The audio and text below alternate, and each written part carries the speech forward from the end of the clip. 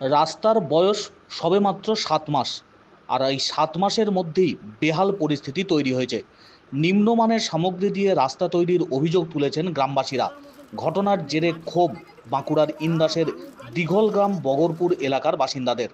গ্রামবাসীদের অভিযোগ, বাঁকুড়া জেলা পরিষদের উদ্যোগে মাত্র ৭ মাস আগে সিএসআর ফান্ড থেকে ৫০ লক্ষ টাকারও বেশি খরচ করে এই দিঘলগ্রাম ক্যানেল পুল থেকে বগলপুর দিঘির পাড় পর্যন্ত ঢালাই রাস্তা তৈরি করা হয়।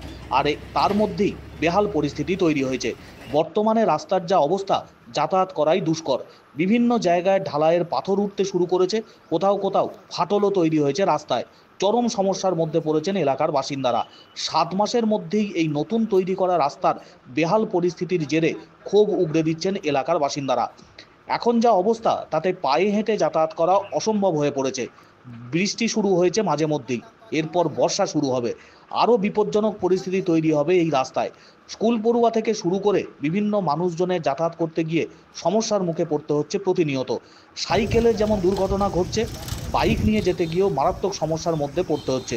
অবিলম্বে পুনরায় এই রাস্তা সংস্কারের দাবি করছেন এলাকার বাসিন্দারা।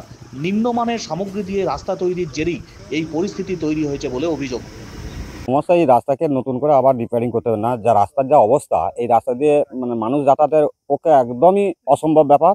এই রাস্তা এমন নিম্ন সামগ্রী মাল দিয়ে তৈরি করা হয়েছে যে রাস্তার চলা বিপজ্জনক হয়ে যাচ্ছে।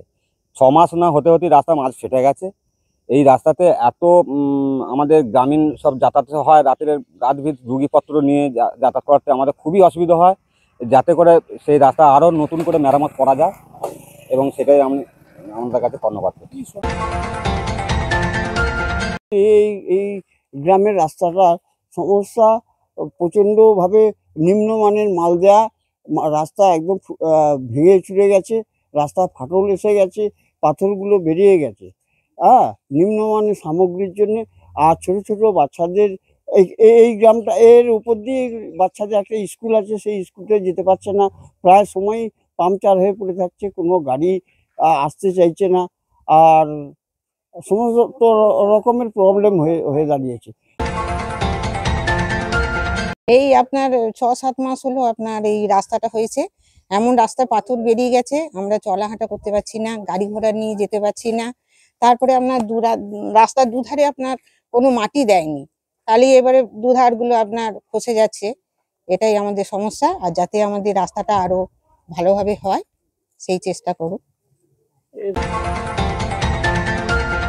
সমস্যার মধ্যে পড়ছি, যেহেতু আমাদের প্রতিদিন যাতায়াত করতে হয়, তো অনেক সময় আমাদের সাইকেল লিক হয়ে যায়। তারপর আমাদের যেতে আসতে অনেক অসুবিধা হয়, রাস্তায় পাথর বেরিয়ে গেছে, হাঁটা চলা করতে অনেক অসুবিধা হয়। যদিও এ বিষয়ে বাঁকুড়া জেলা পরিষদের সভাধিপতি অনুসুয়া রায়কে প্রশ্ন করা হলে তিনি বিষয়টি জানা নেই বলে জানিয়েছেন, খোঁজ নিয়ে দেখবেন। সেরকম হলে ওই এজেন্সিকে দিয়ে ফের সংস্কার করিয়ে নেওয়া হবে বলে তিনি আশ্বাস দিয়েছেন। তবে গ্রামবাসীদের প্রশ্ন, টাকা পয়সা খরচা করে যেখানে রাস্তা তৈরি করা হচ্ছে, ৭ মাসের মধ্যেই এই বেহাল পরিস্থিতি কেন? বিষয়টা আমার এখনো পর্যন্ত সম্পূর্ণ জানা নেই, আপনার কাছে শুনলাম। আমি এই বিষয়টি খতিয়ে দেখছি, যদি সেরকম অবস্থা হয় তাহলে এজেন্সিকে দিয়ে আরো ফের পুনরায় সেটা সংস্কারের কাজ করিয়ে দেবো।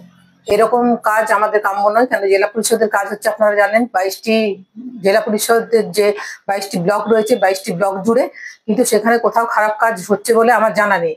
সব কাজই সুন্দরভাবে হচ্ছে। যদি কোথাও সেরকম হয়ে থাকে সেটা আমরা খতিয়ে দেখে ব্যবস্থা নেব।